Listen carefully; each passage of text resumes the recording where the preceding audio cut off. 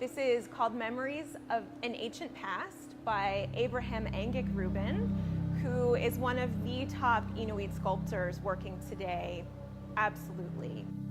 Abraham attended the University of Alaska, where he studied art-making techniques. And so he really is a formally trained artist. And it shows in his work. It's just astonishing, his skill level.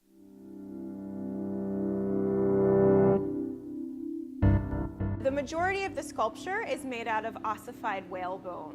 This is the base of the skull of a bowhead whale. Abraham estimates that it's about 200 years old. It's impossible to carve fresh whale bone. The aging process that happens here makes Abraham able to get this very, very fine amount of detail into the work without it cracking or leaking oil. He's really using every inch of the material to tell the interesting and intricate history of the Inuvialuit people, which is something that many of us do not get to know enough about. What he's done is he's divided it up sort of along the center line, and on this side, he's carved a traditional shaman. So you can see here the flowing hair with the use of negative space really makes the figure come alive in a way that's quite difficult to do with whalebone. On this side of the whalebone, he's told one of the most famous stories about Inuit spirituality, the legend of Sedna, or the Inuit sea goddess. Sedna was a particularly important figure for Inuit because she controlled access to sea mammals. Her father actually threw Sedna overboard out of the kayak. She clung onto the side with her hands, and individually he cut off her fingers one by one at the joint. Her fingers floated down into the sea and became these sea mammals that we see here, the seals and the fish. And that's why in this version you see that her fingers have been cut off here. They're a bit stubby, they're not proportional.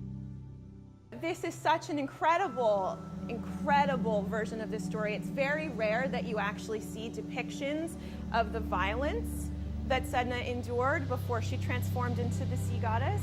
And to see this pivotal moment of her reaching her strength really speaks to me personally, because it really does demonstrate the sort of resiliency of the story that he's telling of Inuvialuit culture in the Western Arctic.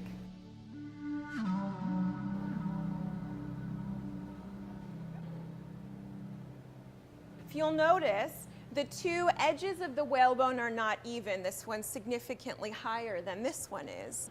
Abraham believes that this bone actually came from a beached whale, or one that died of natural causes, rather than one that was hunted.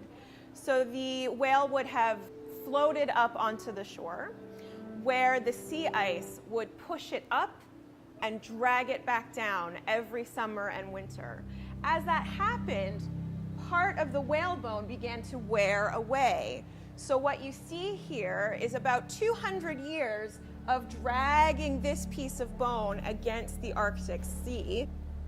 So even the very material that he's using really seeks to demonstrate the passage of time, but the continued relevance of these important parts of Inuvialuit culture.